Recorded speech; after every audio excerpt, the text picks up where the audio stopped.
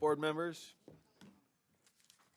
We're going to shuffle the schedule a bit. We've got some guests with business coming out of the Law and Licensing Committee. So we're going to turn to Chair Hymas to report out the law and licensing items, and then we'll go back to our regularly scheduled programming with legislation and the other committees. So,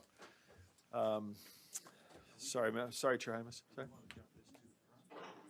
We just do it right now, if that's okay. Oh, within the items? You can arrange your items, whatever you think's best within the agenda. Thank you, Chair. If it's, I doubt it pleases the board, but let's, if we can, I'd like to jump to item number 13 point something, if my fingers can work on paper. Can it be out of order? That's what I'm asking. Oh, no.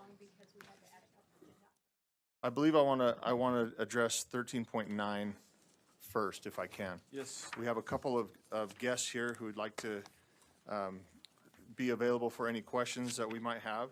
So the motion before the board is that the committee moves that the board approve the waiver of R277-750 to pilot an electronic submission of IDEA dispute resolution requests. Is this the correct one? That was, or am I looking at different?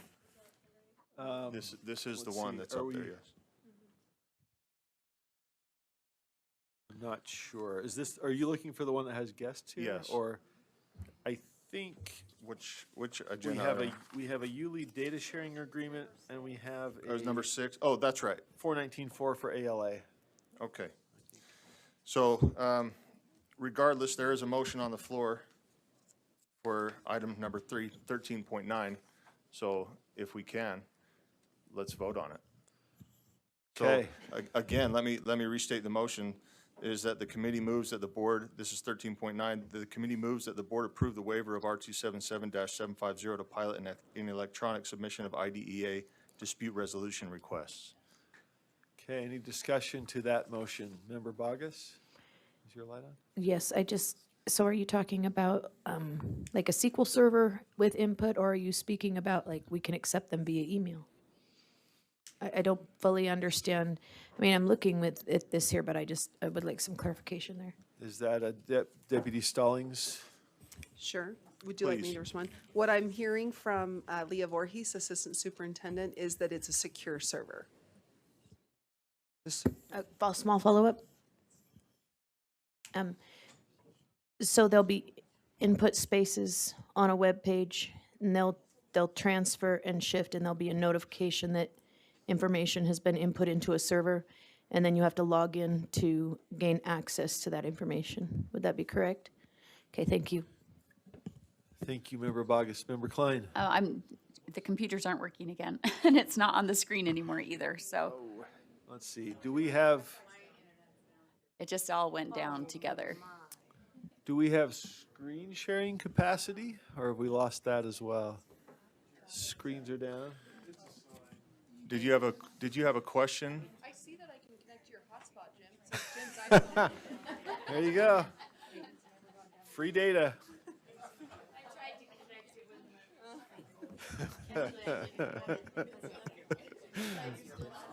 I'd try. I'd share if I could. Well, let's see if we've.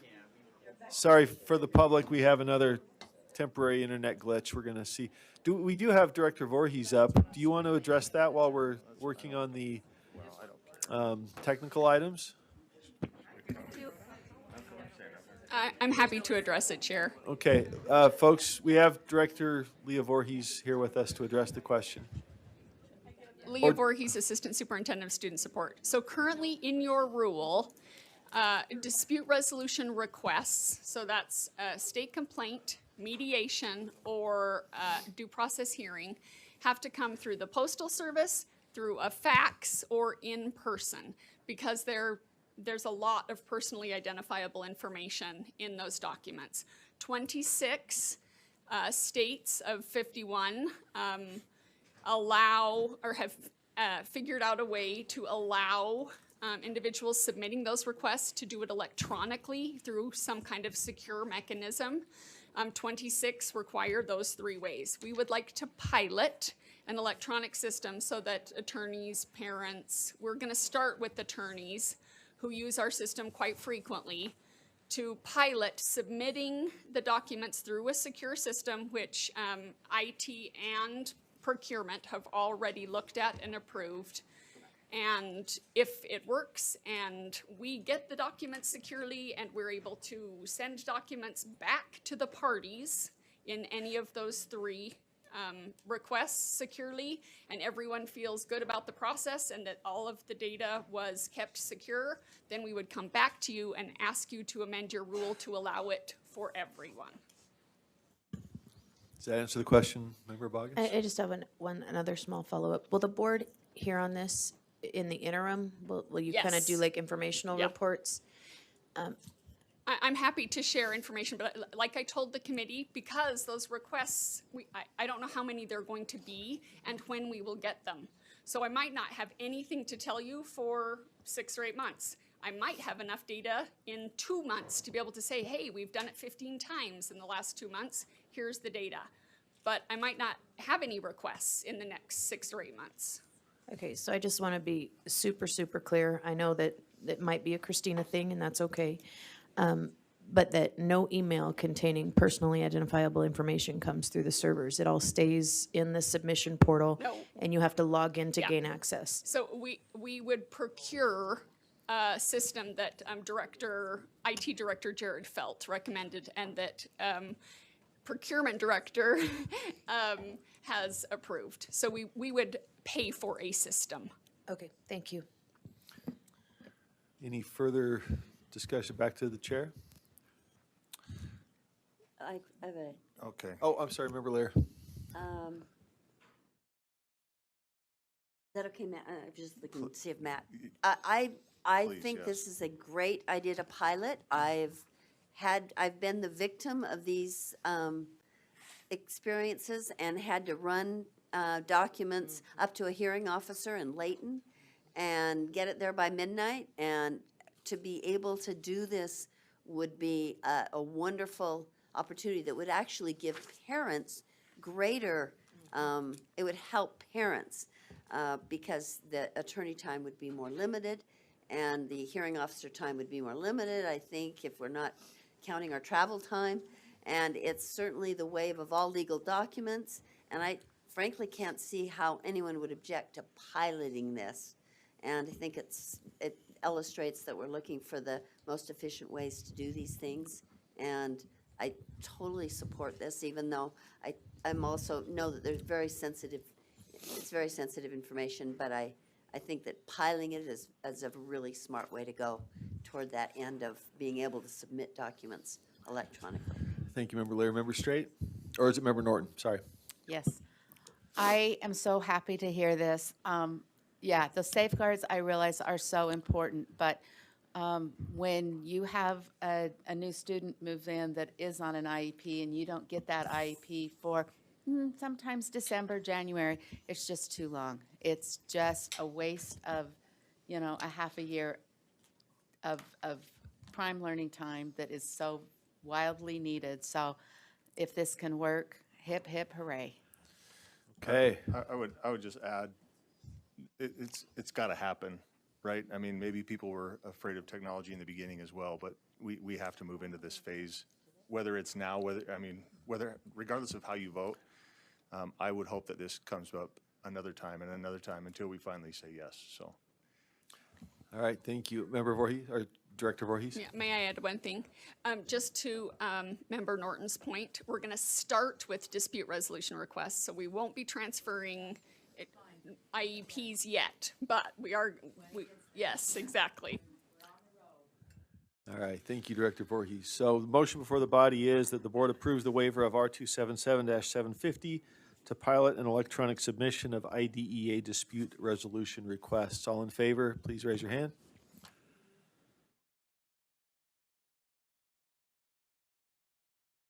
Thank you. All opposed?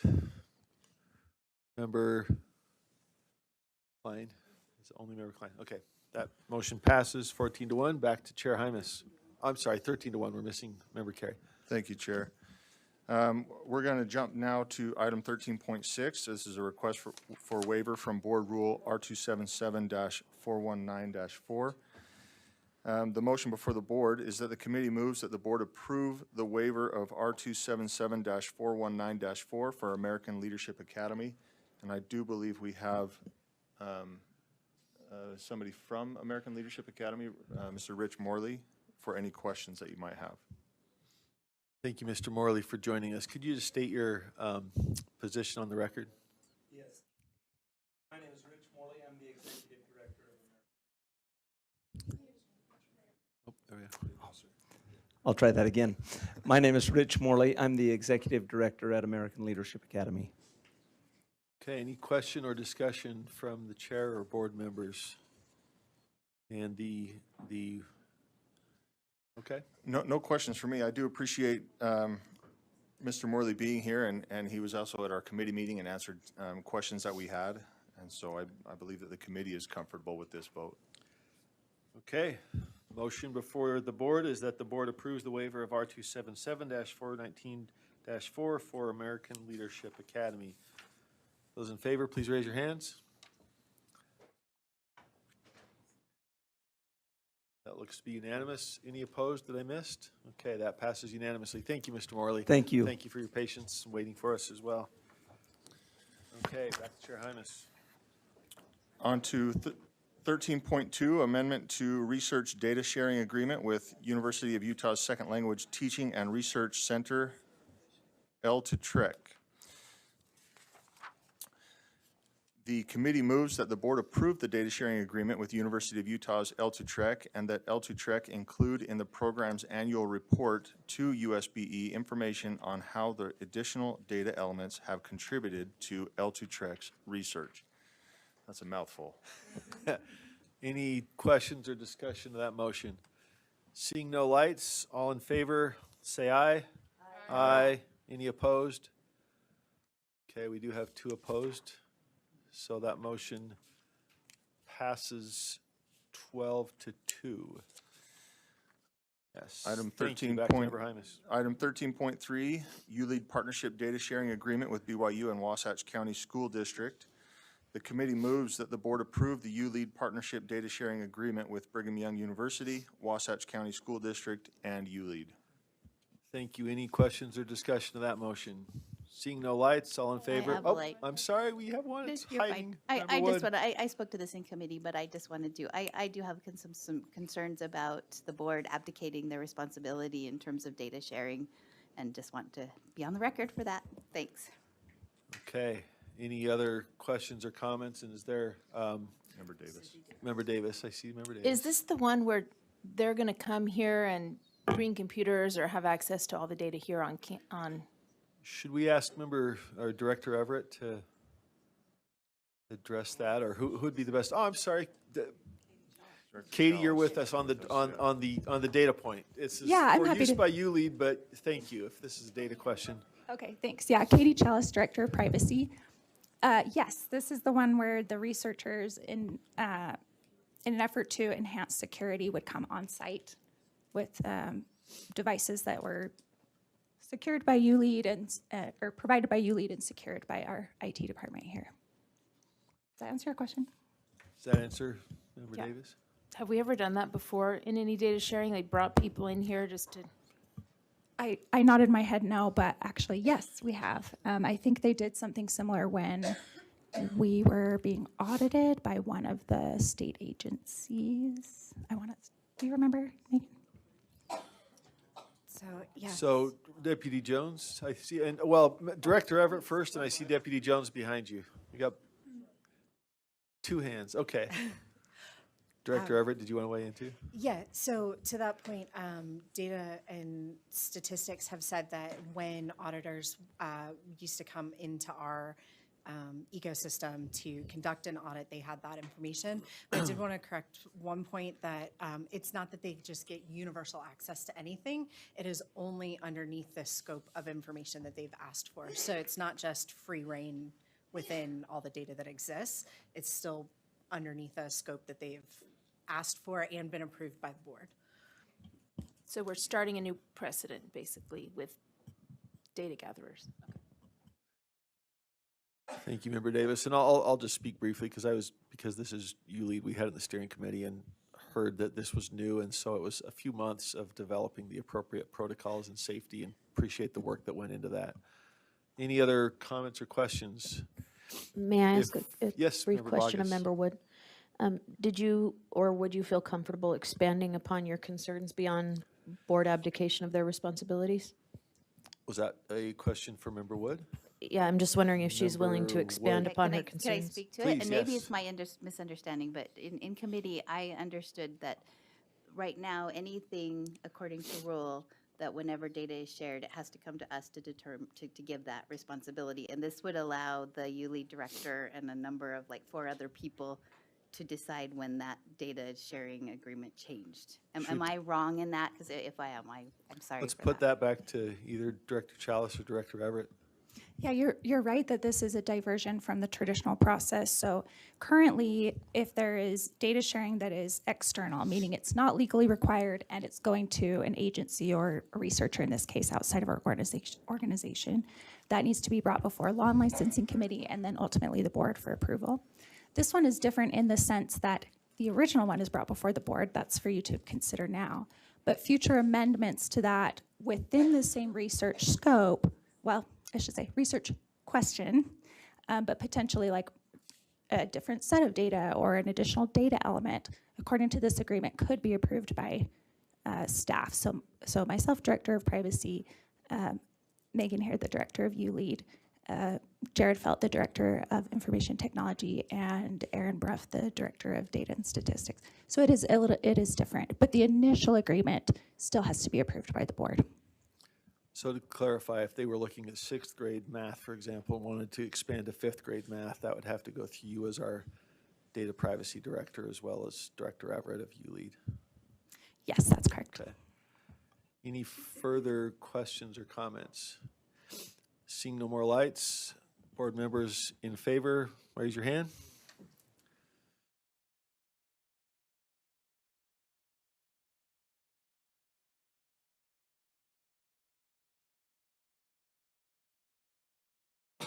Lear and Real, let's see. Sorry, let's hold them up. I don't know if we got the count. I see Member Lear and Member Real. Is that 7? Member Norton, let's start over. All in favor, please. Okay, so 7 to 6, motion passes. Sorry, fails? I'm sorry, I heard passes. It's 7 to Does 7. that motion fail? It should be 8 to 7. It's 7 to 6. We don't have 7 in favor, against So it has to be 8 6. to pass. It's 7 to 7, has to be 8 to pass. Joe's not here. Doesn't matter how many are here. That's right. Okay. Well, if you would like to make an amendment. I'm not sure what the amendment is, but I think the idea is that if there were any changes to the contract, that it would then come back for approval. I think that's where the concern is, right? An expansion of the scope. I don't know, I guess I would make an amendment that, I don't know how to do that. Is this actually a contract already we have drawn up? That's what I'm trying to understand. Well, maybe back to Director Chalice. Yeah, thank What's you. the status? Yes, this is a contract that's drawn up but not signed yet, waiting for your approval.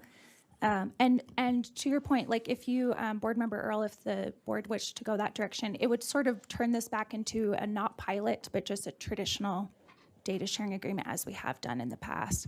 The reasoning for piloting this program was researchers had expressed some frustration in the turnaround time when they were seeking additional data elements. It's another at least 2 months because it goes before Law and Licensing Committee and then the board. So in partnership with the ULEAD steering committee, there was an interest in exploring that sort of expedited process for additional requests under the same research question.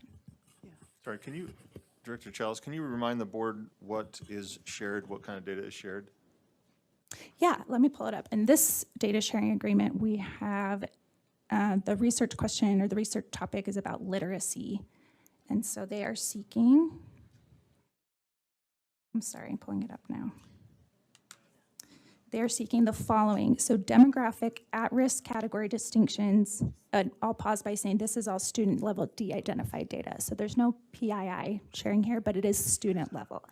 Demographic at-risk category distinctions, school ID, classroom teacher ID, and state DIBELS / now Acadians performance for all Utah elementary students during the period spanning beginning of 2016-17 and the end of the 21-22 school year. Thank you. Member Earl, Vice Chair Earl. Yeah, I would make a motion that any changes to in the contract, if there's any changes to it for additional information, that it comes before the full board, so it doesn't have to go through two processes, that it just comes before the full board. It seems like. Is there a second to that motion? I'll second. Discussion of the motion. Member Lear. See, I kind of have a problem with that. I feel like, why would we not have this go through committee like anything else? Tell me the good reason aside from it. So, We is have that on a this- question on this for the issue- maker? Yeah, I guess it's for the And maker. and maybe, yeah, go ahead, maybe we can I could kick be it wrong, back but I think to- it's just the knowledge of what, in other words, not a major expansion, and knowing just simply what is the next data piece they're asking for. I guess I don't see it as, I've been wrong today. I didn't see it as a big deal. Like, bring it back, let us see what, if you're taking more information, we want to know. That's why I would have it just come before the board. And Perhaps we can direct that to Director Everett, just to discuss the possible expansion and what kind of data that might include that would be brought back to the board. That's not my concern in this question. So can I follow up? Sure. Because I don't care. I just feel like the process should be the same. I know this is special in some people's minds, but I think that if we have a process for sharing data, it should be the same with every program or opportunity to share that data. And we shouldn't skip the committee process because of course, of course everybody wants to expedite those kinds of situations if you're comfortable with all the people involved. But that has not been our board process. so. Can we ask Director Everett what the purpose would be for an expansion? What would the nature of the expansion be if it were a request as proposed to go back through this group and instead might come back to the full board? What would that look like and why was it necessary? In terms of the researcher coming back and asking for Right. clarification on that. So the idea there being that the researcher, what has typically happened and what I understand of exploring data with our team is that people don't know what to expect when they receive that raw data. And so when they receive it and they get in there and then they understand that they need something else or something different or so it's not a wild free-for-all expansion, but it's a redirection in what they decided to look at. They said, oh, we pulled these 5 districts, and what we're learning is there are these other 3 districts that have similar information.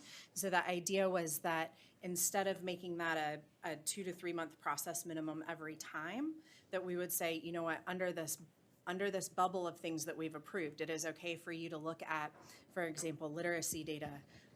When you have questions that still fit within that same research question, you wouldn't have to go back to that entire 3 month process at once. That's my understanding.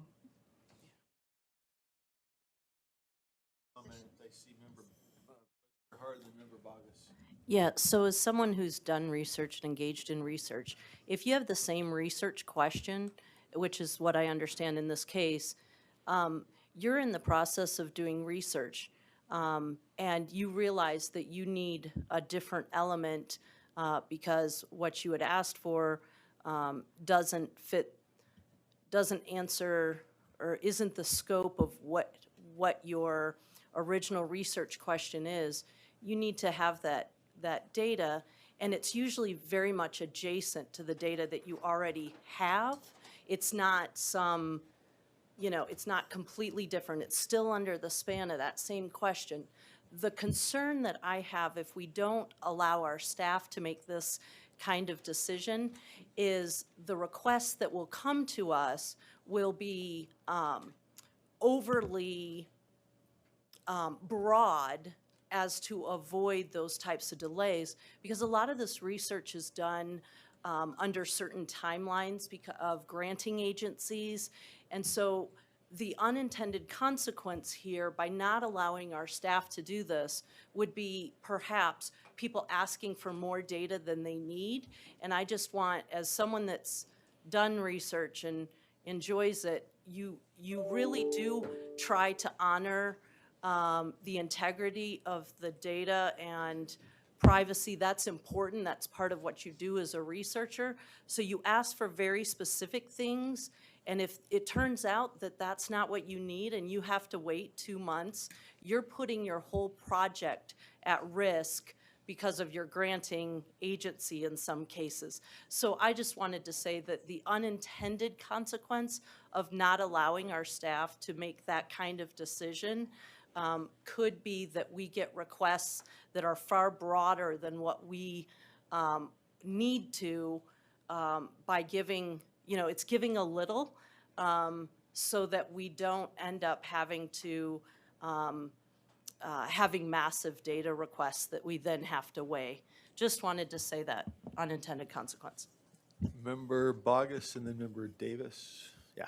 Thank you. Director, I cannot remember your name. Oh, it's Chalice, thanks. And thank you, Director Chalice. So you mentioned in the data there's teacher ID, and as a teacher, I'm wondering, is that a Cactus ID? Is that a school ID? What is the teacher ID? That's a great question. I don't have the answer. Director of Data and Statistics would be the guy. Oh, Cactus ID. So there. So you can track this data, and then you can actually go find it on the internet and attach that data to a physical person. Sounds like that's correct, yeah. So basically, we can re-identify this data through the internet. Yes, assuming that the researchers disclose that data, and our sharing, their data sharing agreement would not permit that. But you're right that if they were careless, and the data were to get out, then yes, that's possible. But that data would not be publicly disclosed according to the data sharing agreement. Okay, but let's say we have a nefarious researcher and they decide they want to go and watch somebody's classroom. Ultimately, they have enough information to go do it.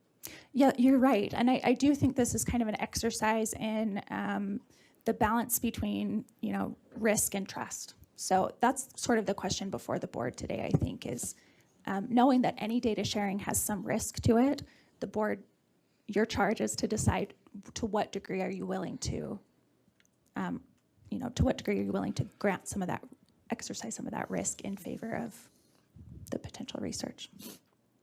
I agree. I guess what I'm saying is I agree that it's not that there's zero risk.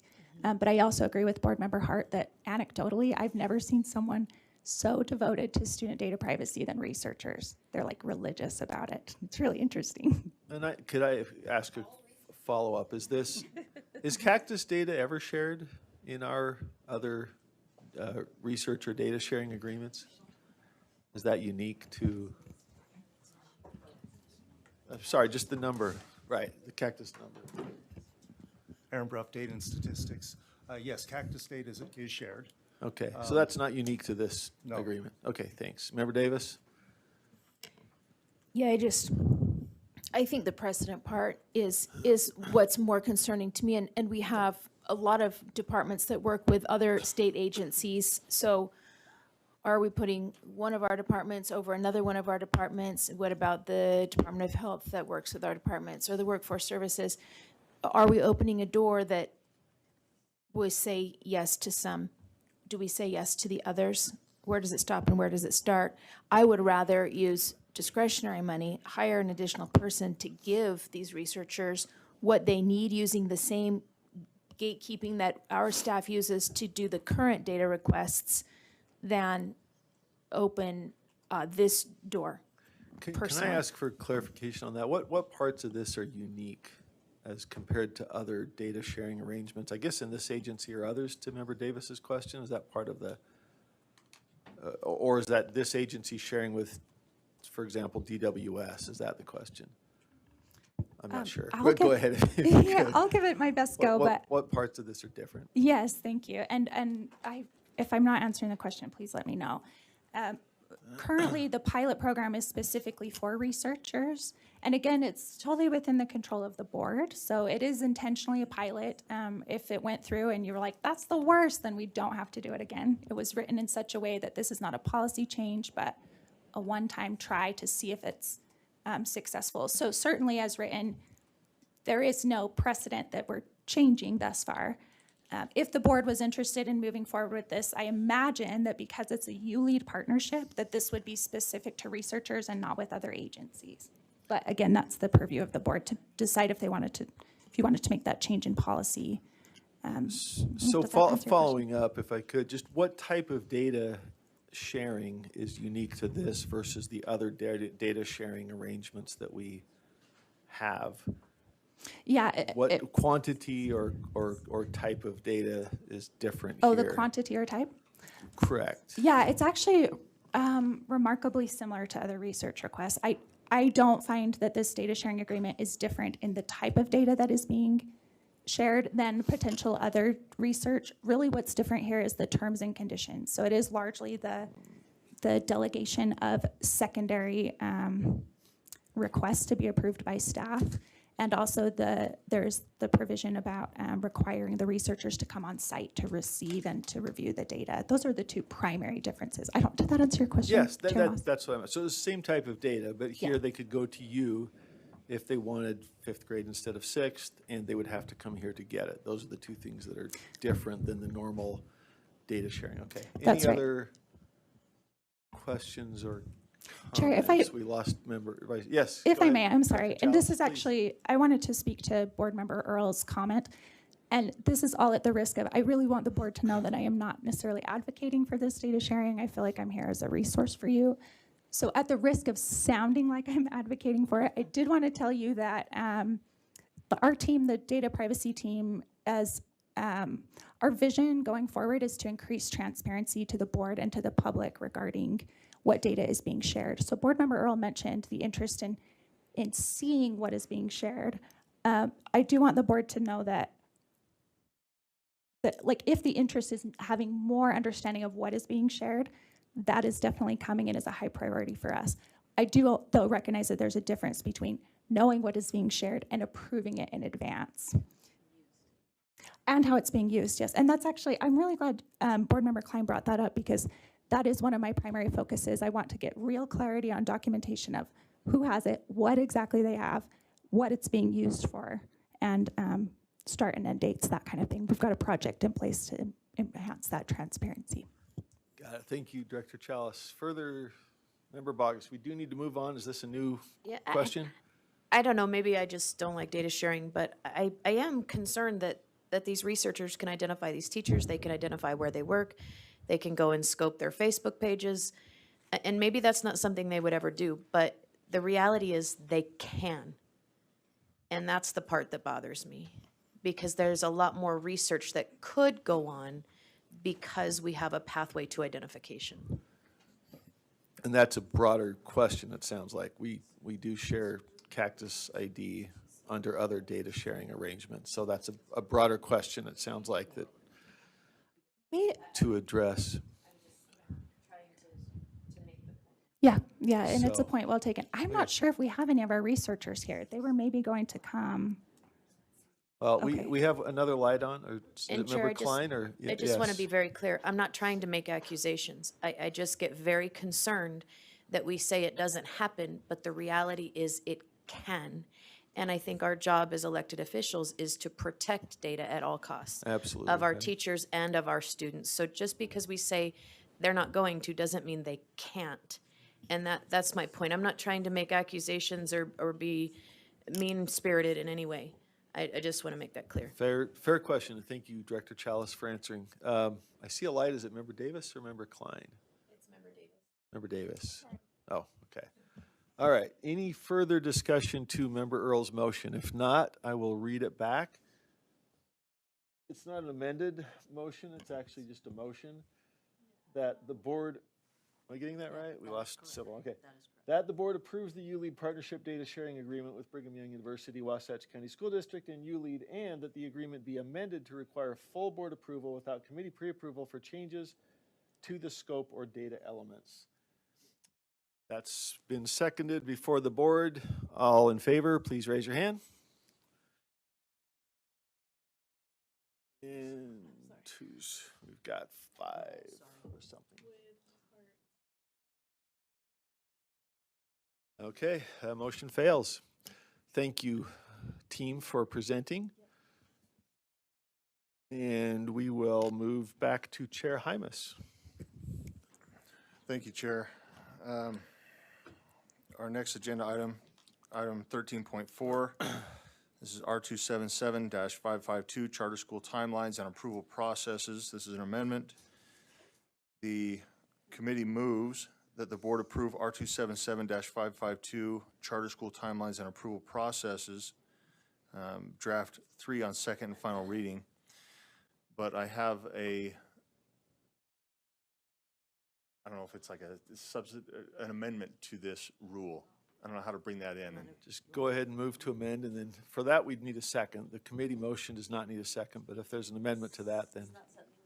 Right. No.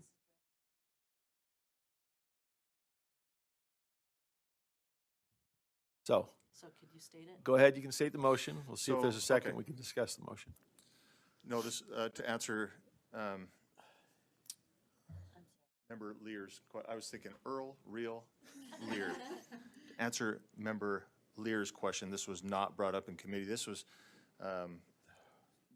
discussed and thought about just with me and some others, and some questions with Director Deputy Stallings. But the motion is I move that the board delete lines 293 through 300 of R277-552 draft 3. And they are up on the board there. So I will wait to speak to this motion to see if we have a second.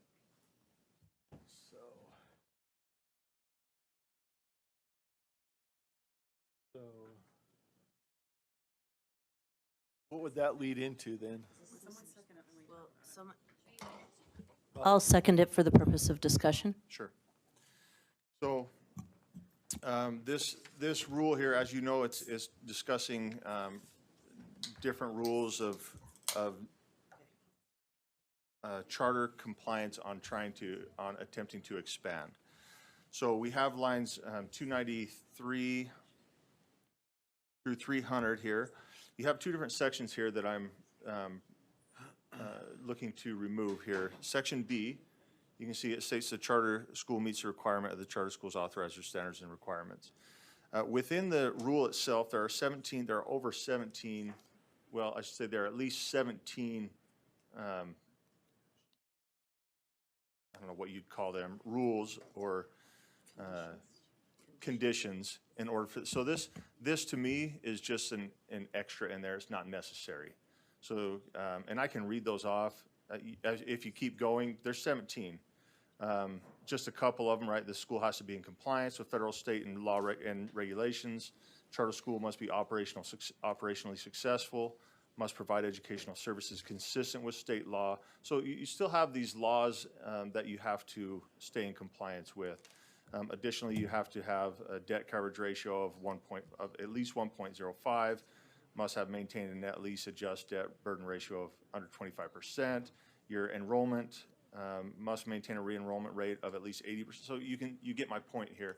There's a lot of things that are still within the rules. So that takes care of B. I don't think it's necessary. Then we go to C. The charter school is academically high performing and in good standing. This is, I don't know how we measure what academically high performing is. It does say down there that the charter authorizer approved the definition of high performing. I don't know if there's a, Deputy Stallings, can I bring you to the table? Is that okay? Right there's fine. I can. Yes. Do we have a definition for our traditional public schools of a high academic standing? So Chair Moss, may I go ahead? Yes, please. Thank you, Deputy Stallings. Not that I'm aware of that exact definition. I would think that when you look at school turnaround or school improvement, there might be something that's similar, but nothing similar like this. What about, can I, Chair? Please. What about in good standing? I am not aware of a definition of good standing for districts either. Is there anything statutorily that prohibits charters from following this? Not rule-wise, but statutorily, to your awareness? So I'm just going to rephrase the question. Is there anything in code that would prohibit a charter school from having their own definition, or do you mean the authorizer? From expanding, from expanding beyond what the traditional school would be required to. I would say yes, there is, statute does require the State Board of Education to establish minimum standards related to the approval of a charter school, which would include expansions and satellites. So that is actually this rule, what this rule does. It provides those criteria. The board does not do that for districts, and that might be what your question was. Right. Point of Right. information, Chair, Yes. or point of infrastructure. I'm told there's some issues with reading the documents because of how they're presented on YouTube.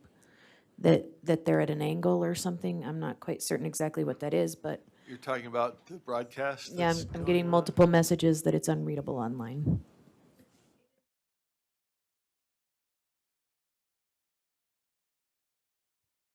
Okay, back to May I? Chair Hymas, yes. So, as they work on that, appreciate that information for the public who are watching, and hopefully we can get that resolved quickly, but I'm hearing that for a traditional public school, ultimately, the only requirement is a need for people, right? Is that correct, Deputy Stallings? Sorry, I don't want to Yeah. have this necessarily this back and No, forth. that's all right. I think what I would state is generally with school districts, my understanding is that a district decision to build a new school is largely based on population growth or student age growth in the area, like if a new development came in, versus a charter school, there's different metrics usually for why they choose to grow or have a new school. So I guess to speak further to this motion, the reason that I might bring this up is not necessarily to make it so we're on equal footing, because as we heard, there's statute or code or whatever that says that can't necessarily happen. But to remove these two phrases here, high performing and in good standing, what that would do is, in my opinion, it would open up a little bit of leeway for charters to get out there. In my opinion also, it would be cheaper because charter schools they take less money to build, and they would provide more options to the general public. So that's me speaking to the motion. Okay, any discussion or comment to the motion? Member Davis? I have an amendment. Amendment to the amendment is in order. Yes, I move that only the last 3 lines are struck out of that section. And I'd like to speak to the amendment. Let's get it up there first and then see if we have a second. Second.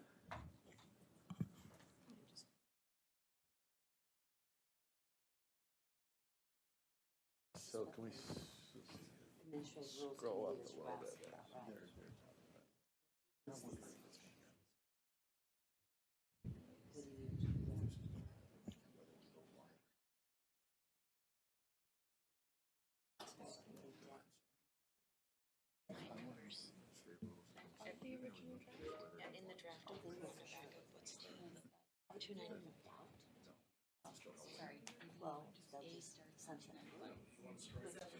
Yes, sir.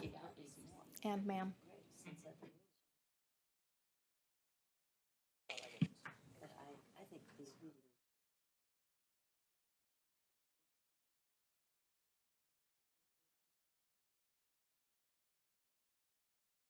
According to the authorizers. Standard operating procedures. What it was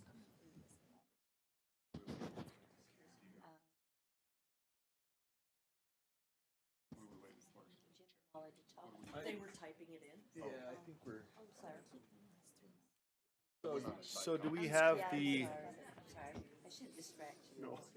let's see, can we scroll up and see what that would do then to the underlying amendment? Member Hymas, Chair Hymas had a number of lines to strike. Member Davis's amendment would strike only the last part and leave 3B and C through the stricken part, correct? Getting that right, Member Davis? Okay. Okay, so I'm sorry. If I could, I guess the amendment, the motion to amend Member Chair Hymas's amendment is that only the following language would be stricken, quote, including whether the charter LEA as a whole qualifies as high-performing under the charter school's authorizer's approved definition of high-performing. Any further discussion to that amended motion from Member Davis? We I'd like have- to speak to my. Yes, back to Chair, Member Davis. Yeah, the reason I'm striking the bottom line is not streaking, Natalie's laughing, it's been a long day, is because, you know, we have heard if there's a system of charter schools and they take a risk to open one in a neighborhood that's tough, that currently, under current rules, they would kind of be penalized if their whole system isn't performing up to a certain level. And so this would remove that risk to open in a difficult place. Now, the argument's been made, well, they should use their resources to help that school come up before they open a satellite, but in a spirit of compromise, you know, we do need to make some compromising because of what's gone through with admin rules. So I would suggest striking that to open that up for particularly the system that had requested this. And then on the lines above it, there was, you know, some discussion of do our district schools and charter schools the same, and certainly not. And I appreciate Member Hymas saying this isn't necessarily to make them the same. If you look at the financial info in here, I think it puts the bar at a much lower standard than a district school, like at a C+ for bonding or something. So, you know, there is some flexibility given there and certainly some differentiation. But when we talked about taking out the academic requirement altogether, because in the original status quo, the requirements were they had to meet their certain goals or they had to be within a certain percentage of nearby schools as far as end-of-year assessments and goes and things like that. So those specifics were all taken out. And then the work with your authorizer, have the authorizer set a reasonable academic process was put in. But when we were meeting with the SCSB leadership, and I wish they were here to speak for themselves, one of them said, if to take out all academic requirements for satellite expansions would be disastrous. So this is like a middle grounder. We had lots of specific academic requirement stuff. Then we moved to the authorizer. And if we take out these last 3 lines, because that was brought up in admin rules, that a system shouldn't be penalized for opening one school in a difficult neighborhood, then I think that this would seem reasonable at this point. Okay, further discussion to the amendment to the motion. Member Bogus and Member Lear, I believe. I guess I'm just a little confused, and maybe it's the time of day, I don't know. But I'm unclear as to how the amended motion, and I realize that there's a greater number of lines, but how is it different from the original motion? Member Davis? Because it seems to me to accomplish the same things, because the language is a tiny bit ambiguous to me. Member Davis, do you want to address that? How What striking those lines rather than those above it? What is it different does from- is it just keeps everything in the authorizers. The authorizer can work with their charter schools, and it doesn't lead into any sort of guiding, like, they still have responsibility for academics, but it doesn't lead into, like, they should include this having a low-performing school in their system being as a reason that they shouldn't be able to expand. Okay.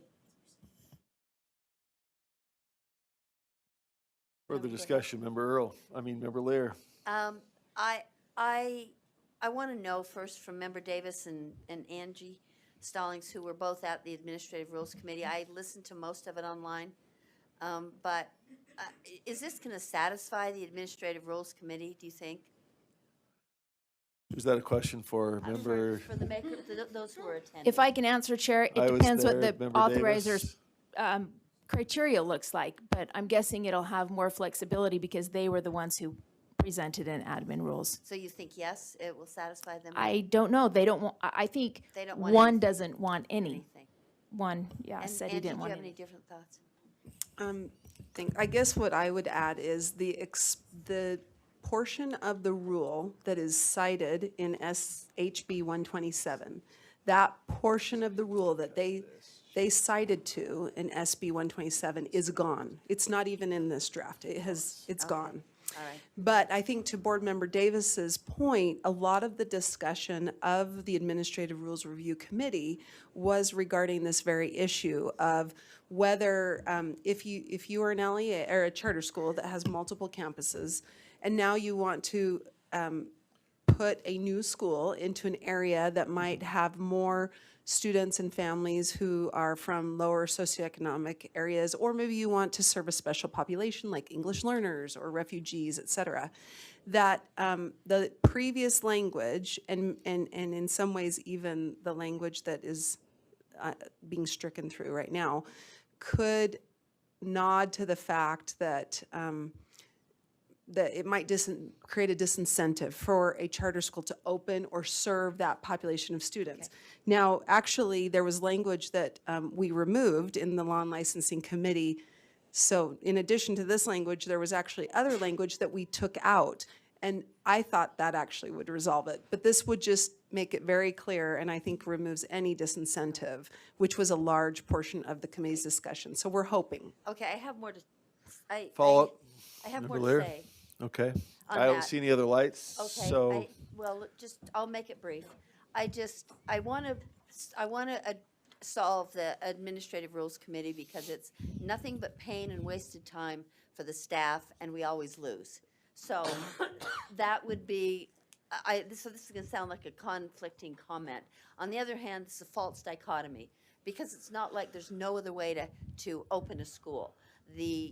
Bless their hearts, the State Charter Board has finally put in place very rigorous standards to open schools. So now the focus is on satellite schools because that's slick again. And my feeling is we ought to support the State Charter Board who has put these rigorous standards in place and not support the lesser standard of opening a satellite. So it's a false dichotomy to say schools can't open in these difficult neighborhoods. They absolutely can. The authorizer and the school, the applicants have to just hold these, their applications to a higher bar. So I don't like that. And the third thing I have to say is I'm really troubled when we have these discussions about, is this true for traditional schools? Is this true for traditional schools? Is it not? Is this true? Because the standards are different. We have elected boards that govern traditional schools, elected by all taxpayers. We have appointed boards that run charter schools. They're voted on by no one. And other taxpayers in that community that pay into the whole school system have nothing to say, essentially, about charter schools. So the fact that the circumstances are different for charter and traditional schools has existed for 20 years, and it goes to the heart of how charters are different from traditional schools. So I'm not persuaded by they're not the same as traditional schools, and I really have to say I dislike that argument. All right. With that, I have no opinion about this except to get this off our plate. So one comment, I don't see any of the lights. My understanding is that this makes a requirement at the USBE level. If it were deleted, the State Charter School Board would still be free to apply its own standards for opening schools, including their definition of highly qualified, which is currently in their own internal rules. So I think that distinction is important. The question is whether we mandate to the Charter Board or let them impose the qualifications that they currently have.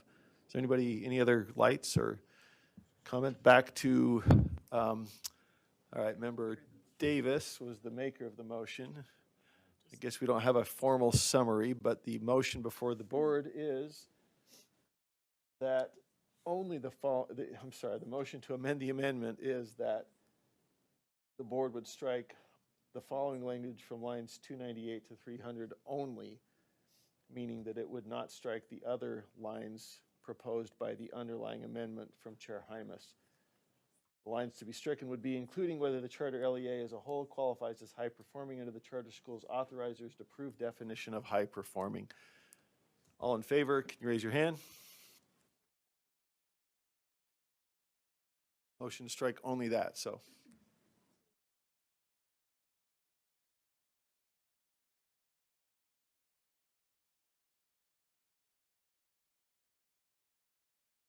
I did not have a hand up. Is that 5 or 6?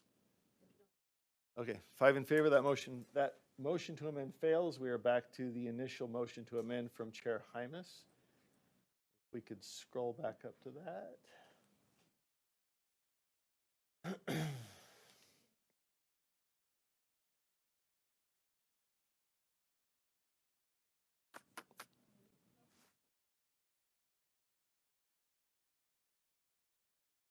There we go. All right. So this is the original amendment to the motion brought out by committee. This is Chair Hymas's amendment that the board deletes lines 293 to 300 of Rule 277-552-3. Any further discussion to that motion? If not, all in favor, please raise your hand.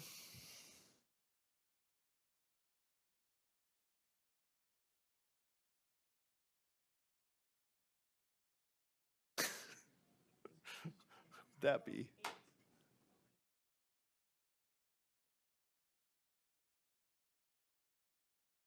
All right, hands up high if you're voting in favor of the amendment. 7 in favor, that amendment fails. And we are back to the initial committee motion, which is that the board approves R277-552 draft 3 on second and final reading as presented and voted out of committee. Any Point of further order. discussion to that motion or point of order? Chair Does that Davis. include the stricken language?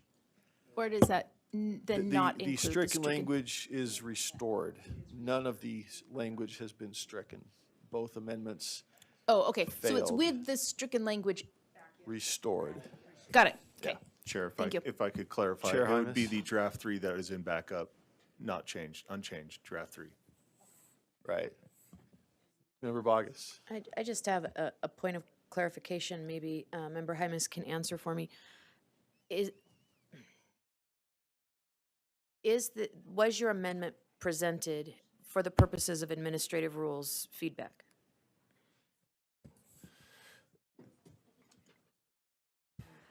Not all of it, partially.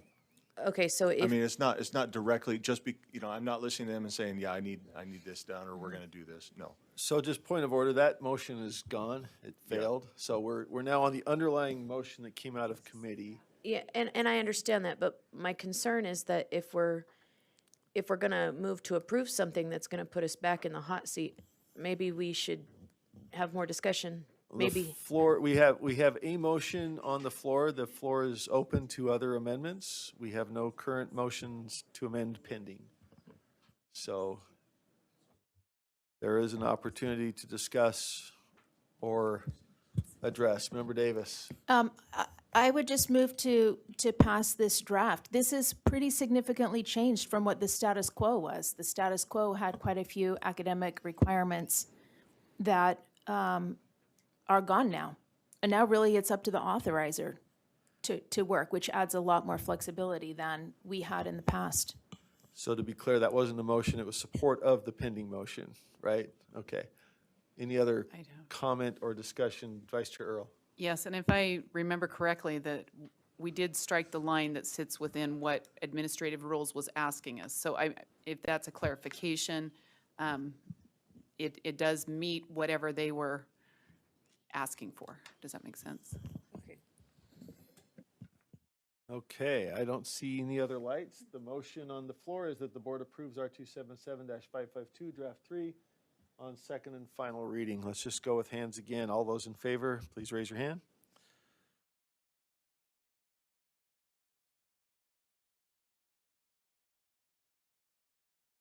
Okay, that motion passes. Thank you. Back to Chair Hymas. Thank you.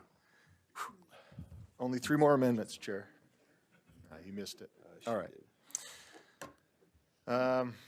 Agenda item 13.5. This is R277-115, LEA supervision and monitoring requirements of third-party providers and contracts. This is an amendment. The committee moves that the board approve R277-115, LEA supervision and monitoring requirements of third-party providers and contracts, draft 3, on second and final reading. Any discussion of that motion? All right, seeing no lights, all in favor of the motion, please raise your hand.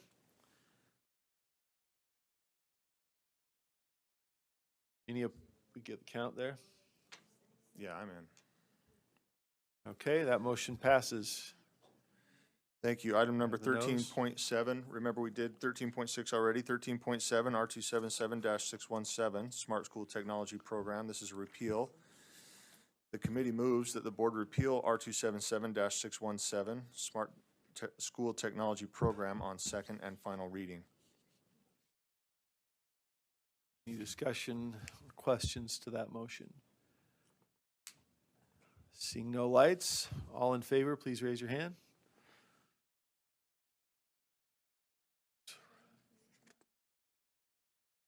Any opposed? Please raise your hand. Okay, that motion passes. Did we get the numbers on that one? Okay, back to Chair Hymas. Item number 13.8, R277-303, Educator Preparation Programs, also an amendment. The committee moves that the board approve R277-303, Educator Preparation Programs, draft 2 as amended, on second and final reading. I see Member Davis. Are we draft 2 or draft 3? Draft 3, my apologies. Yeah, I move that the staff update all new amendments and references to flexibility in R277-303, draft 3, be specific to alternative preparation programs, and I'd like to speak to the amendment. Is there a second? Second. Back to you, Member Davis. Yeah, I mean, we added a lot of language in committee that adds quite a bit of flexibility and some language that says that you can't require a course in lieu of like a test or something competency. There is a little provision at the end that says where reasonable or something of that nature. However, there was a conversation in committee that said we don't want to turn our Apple programs into university programs. So we don't want to have to require additional courses and such. But I think the opposite is also true. We don't want to turn our university programs into Apple programs. A lot of folks go to university because they go to take the courses to go deep into their learning programs. And so I think that the language we're putting in here is trying to fix a problem that was brought to us initially specific to Apple programs. And the language should be specific to Apple program, or I'm going to say alternative preparation programs, because there may be something other than an Apple per se, but alternative preparation programs. Question for the maker. There's an amendment in lines 47 to 50. Is that intended to apply only to Apple programs, or is that a more broad review process to which the language that came out of the committee would appropriately apply, as opposed to the language back in lines 27 through 28, or excuse me, 25 to 27? Does that make sense? I mean, my amendment is to apply to all new Intended to be- amendments to and be references both. to flexibility. Okay, and is that Is that right? consistent, I guess, with the intent of committee members? I wasn't on that committee, but do you have, you have a light on or no? Okay, Member Bogus has a light on, sorry. Member Bogus. Thank you. I think my question is for you, Member Hymas or Chair Hymas. I don't know what my question is. Is this for new educators, first licensure? Is that my understanding? Is that clear or truthful? I don't believe so. Staff can chime in if needed, but Dr. Height? Can I call people up? Do I have that authority? Oh, yeah. Okay. Dial a friend. Go ahead, Matt. Hi, Dr. Malia Height. I'm the Executive Coordinator of Educator Licensing, and alternative preparation programs may include educators who are earning their first license as well as maybe an additional license area. So an elementary teacher who now wants to teach high school, for example. So this is for licensure, it's not for endorsements? It may also include endorsements, yes. So if I was a high school math teacher and I wanted to add an endorsement, I may work with an alternative teacher preparation program in order to earn that endorsement. Okay, so having added endorsements a few times in my life and looking at the process by which Utah presently does this, I don't see genuine flexibility. And I have just between you and me, I have 20 endorsements across 7 states, but I don't have nearly that many in this state. And I'm not asking for you to accommodate me, but I'm saying that as this is written, I don't see genuine flexibility in adding endorsements. And so if we want to go that direction, I would just like to us to go that direction. And if we're not going that direction, then we don't go that direction. Maybe, I don't know, maybe there's not a question there. Chair, may I respond? Yes, please. So currently, as part of our new licensing system, there's a competency-based endorsement system. And so each of the endorsements have the competencies outlined, and each competency has a minimum of 2 pathways to demonstrate that competency. So perhaps you take a course in biology, or you pass the biology praxis, or you complete a micro-credential in the biology content.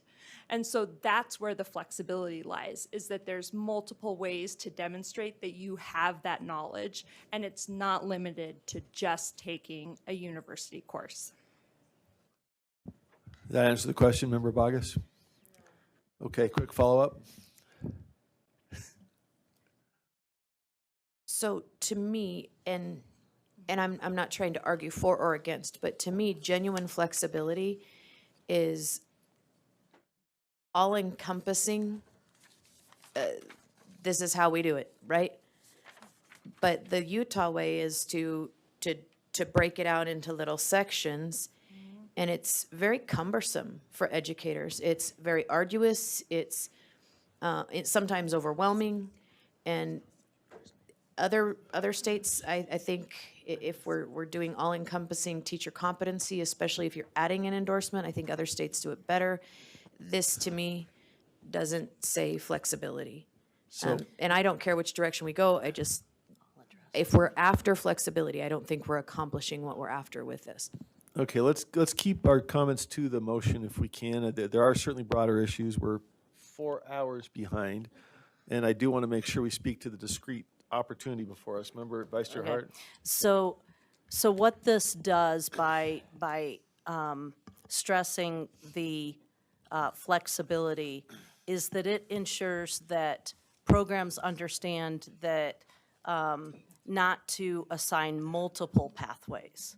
So competency is a real change of philosophy, and sometimes it's difficult for perhaps traditional leaning organizations or Apple programs to accept competency as enough. So there's some cases where multiple pathways are being required instead of just one pathway.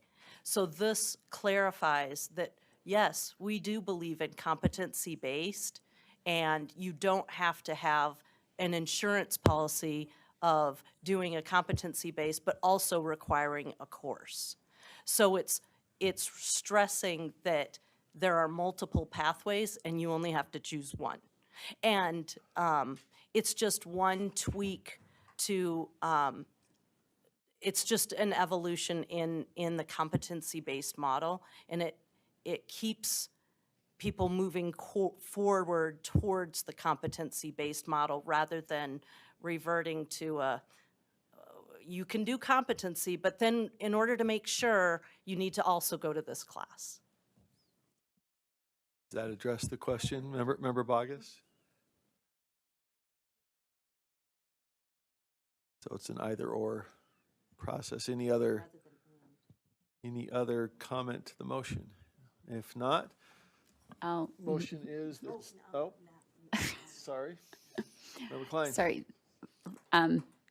I listened, I remember listening to the committee meeting, and some things were said that were disturbing to me as far as it's sounded to me like a lowering of the standard to make it easier for certain people to be able to get their licensure, lowering the bar basically so we can get more diverse teachers into the workplace, and competency-based being maybe more than one pathway, but easier pathways. So I would just like to hear that explained one more time. I'm not sure, is that for I Chair can- Hymas? That was, Sure. I don't know if it was 2 or 3 meetings ago. It wasn't this last one, and I don't believe, it was in relation to this rule, but it was specifically to the praxis exam, which I don't know how much this affects. Is that right, Dr. Height? Will this have any effect on the practice exam? No, okay, thank you, Dr. Height. Okay, any further discussion to that? So the motion on the floor is that staff update all new amendments and references to flexibility in R277-303 Draft 3 to be specific to alternative preparation programs. All in favor, please raise your hand.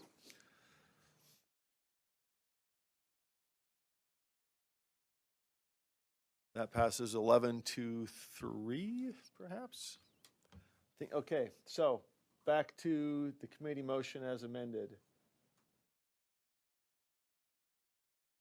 Motion is that the board approves R277-303 Draft 3 on second and final reading as amended. Any further discussion to that motion? Seeing no lights, all in favor, please raise your hand. Oh, I think they get Member Davis. I have another motion for 303, an amendment. This is a new one. So Okay. I move that the following new subsection 1D be added to the superintendent's responsibilities after line 137 of R277-303 Draft 3. D, ensuring that alternative preparation program applicants be grandfathered from new program requirements added after the applicant's acceptance into the program. Okay, I'd like to speak briefly to the motion. that does need a second. Is there a second? Second. Oh. Oh, 5 seconds. Did you get one of those? Okay. Back to the maker, Member Davis.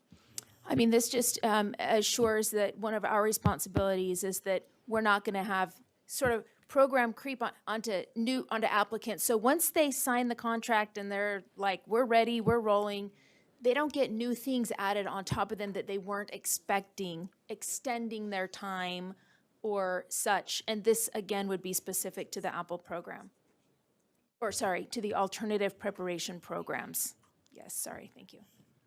All right, so the motion is that the following new subsection 1D be added to the superintendent's responsibilities after line 137 of R277-303 Draft 3. Quote D, ensuring that alternative preparation program applicants be grandfathered from new program requirements added after the applicant's acceptance into the program. Any further discussion to the motion? Seeing no lights, all in favor, raise your hand. That appears to be unanimous. All right. Okay, and back to the underlying motion then. The underlying motion is, out of the committee, that the board approves R277-303 Draft 3 as amended on second and final reading. All in favor, please raise your hand. Get the count there.